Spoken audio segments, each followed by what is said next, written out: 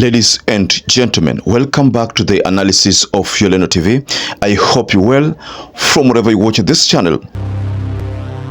The National Security Council has warned against GACHAGUA's impeachment and said that this could embolden Kenyans to demand President RUTO's resignation, and this is already sparking potential chaos. So there's a statement, word has it, that there was an intense meeting convened by President William Ruto and the National Security Council. Now, ladies and gentlemen, you've gone through some of those public participations and what happened and the reactions from all counties that managed to conduct public participation. There's scenes of incidences which we saw in Mount Kenya, especially areas like Mount Kenya, are already telling it out that the Mount Kenya people are not ready to have Rigathi Gachagua kicked out, you know. And because of that realization, there was a meeting that was conducted here, a meeting that, what has it, that was convened by William Ruto, the National Security Council, and a team, you know. And in that meeting, what has it that the National Security Council issued several key resolutions to address the growing dissatisfaction among Kenyans that emerged during the public participation process for the impeachment of Deputy President Rigathi Gachagua.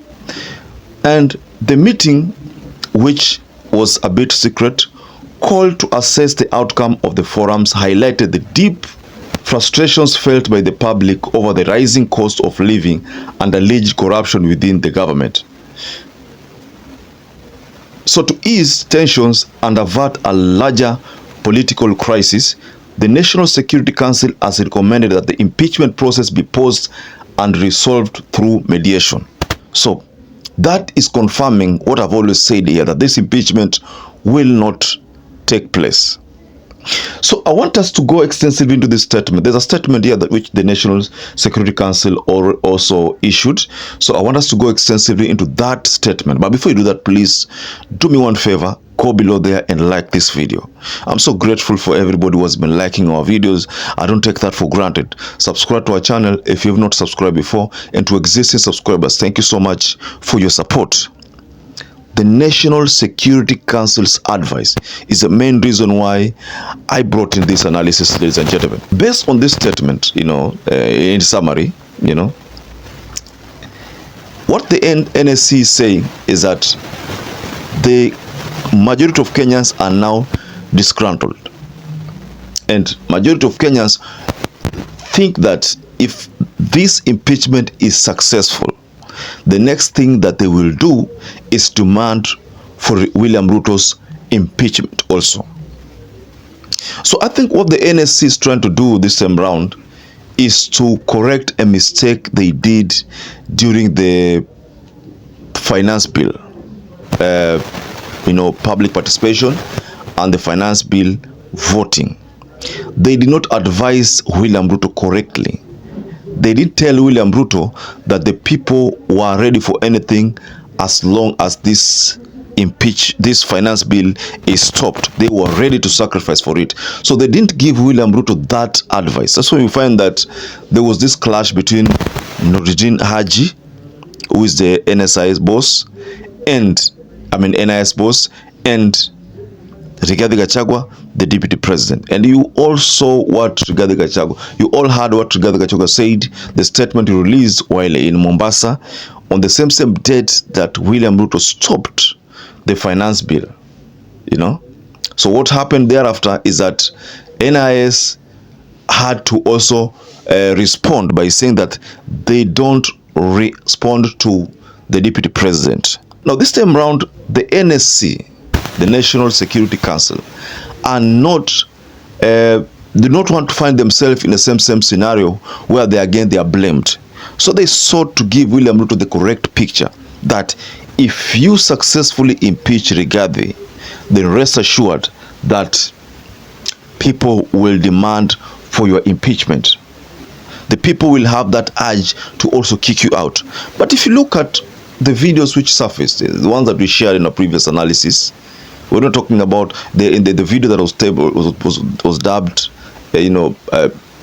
banner dropped. You see, in that analysis, I shared a video, 3 videos about people's dissatisfaction with what is going on matters Gachagua's impeachment, and I showcased a video from Rift Valley, where people were asking William Ruto very pertinent questions, that if Rigathi is impeached, will you deal with the funding model? Will roads be constructed if impeaching Gathi? So these are some of the things which we came across in that analysis. So this analysis, ladies and gentlemen, I want to take you to the statement about the NIS. Please just ignore the background noise. There's a neighbor who is having some prayers. So the NSC is saying that as part of the steps to restore stability, the National Security Council has directed the immediate restatement of full security protocols for the Deputy President.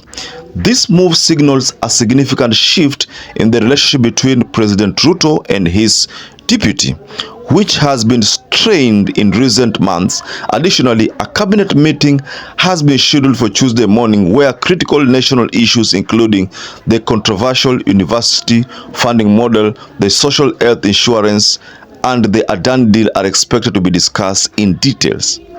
So in an effort to diffuse political tensions within the government ranks, the National Security Council has urged members of parliament to cease attacks on Deputy President Gachagua, and this recommendation is aimed at promoting unity within the ruling coalition and ensuring that the government's focus remains on addressing the pressing concerns of the public.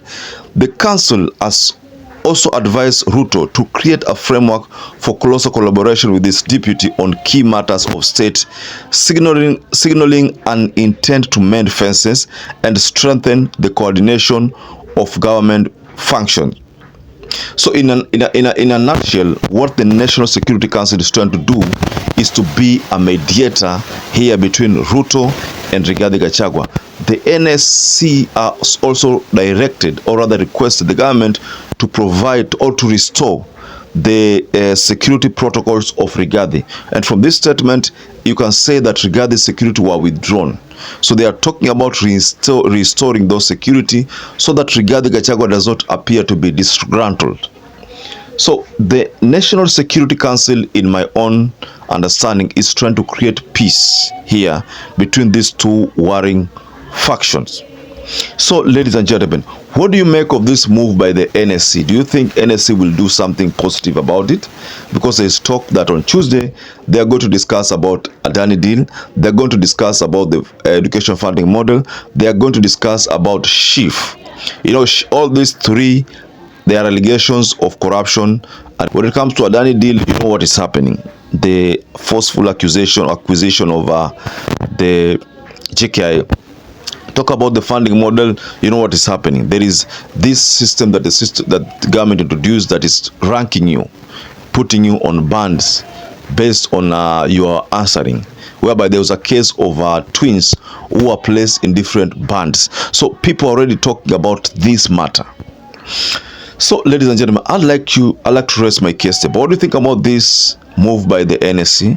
Just go below in your comment section and you can offer your reaction on that. So perhaps if you're watching this video and you've not subscribed, take 1 second and subscribe, like this video. Until you catch up again, stay safe and stay blessed.